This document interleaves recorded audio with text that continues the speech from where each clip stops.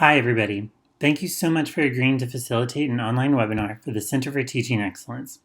The goal of this video is to give you a tour of our web conferencing tool, Blackboard Collaborate Ultra, provide some guidance of how to use the tools, and best utilize them for an effective and engaging online session. To get started, when you first come into the room, you'll want to set up your microphone and camera.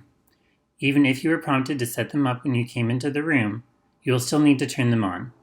Click the microphone and camera icons below to enable them.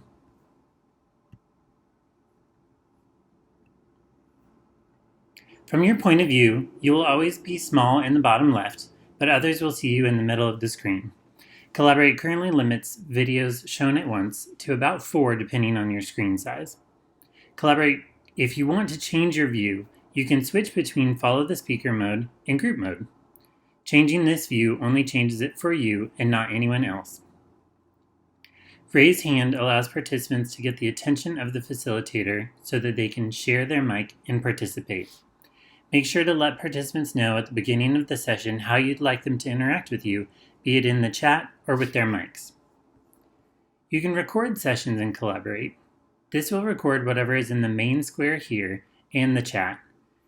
Your CT moderator will take care of any recording needs for your session. To open the control panel, come over here to this purple tab in order to access all of the additional tools that Collaborate has to offer. In the chat, you have the option to chat with everyone or to use the moderator's channel.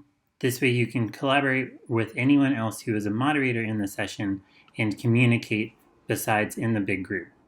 You can also chat with individuals by searching for them here. You'll mostly be using the Everyone channel. Keep in mind that chat doesn't remain if someone leaves the session. So if someone leaves the session and comes back in, the chat will look blank to them. Also, no one will be able to see anything in the chat that happened prior to them entering the first time. Chat only records if the session is being recorded. Use the chat for eliciting participant responses and providing links to resources. You can also provide any links or materials to CTE, and we can send them to participants as a follow-up after your session. The attendees list shows all who are in the session at the moment.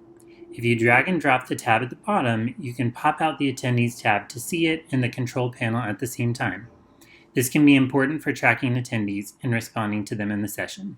Again, this will change for you, but it doesn't affect what participants see. As you can see, there are different roles in the sessions: moderator, presenter, and participant. The moderator role has the most privileges, including recording.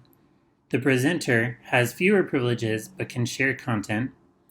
And the participants can share their audio and video in the big group, but they don't have access to the various back-end share content options. In the attendees list, you can also see where people raise their hand,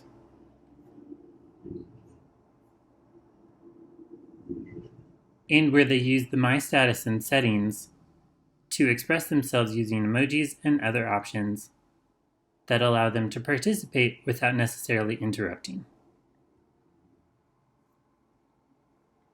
If you have a small enough session, make sure to let participants use their mics and video to encourage active engagement and community. In the Share Content tab, you have all of the options for sharing content and for also including engagement. The Share Blank Whiteboard allows you to draw with participants and create.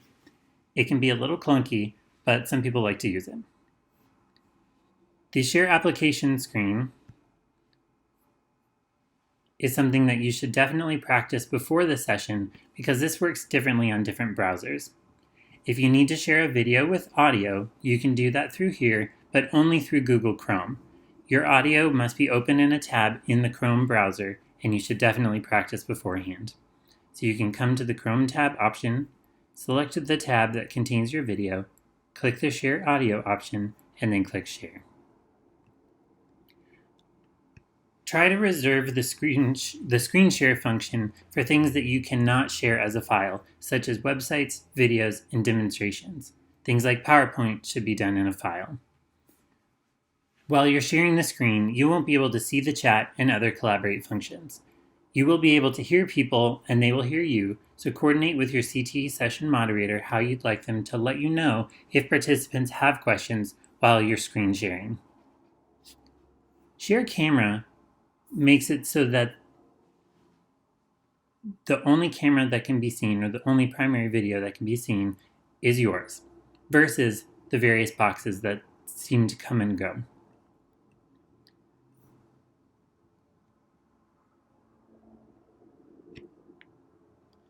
This can work to keep focus or deliver content if you don't have files to share. You can also connect it to a camera other than your webcam to use as a document camera.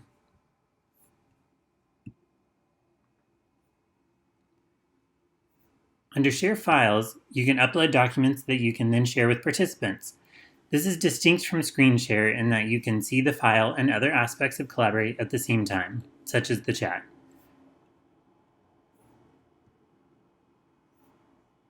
When you're sharing a file, you have the option to control how you can view it, including zoom. Again, this only affects how you see the shared file. It doesn't affect your participants, but they have the option to do it themselves.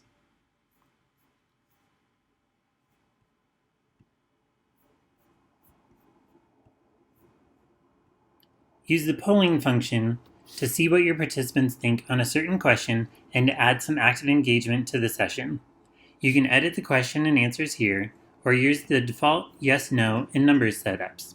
Since you can't set up polls ahead of time, one strategy to make polling easier is to have the poll question and numbered options listed in your PowerPoint slide so that participants can read the answers there and choose the corresponding answer number. You can use the attendees list to see what individuals answered. This is only viewable by presenters and moderators. Participants will view the poll as anonymous.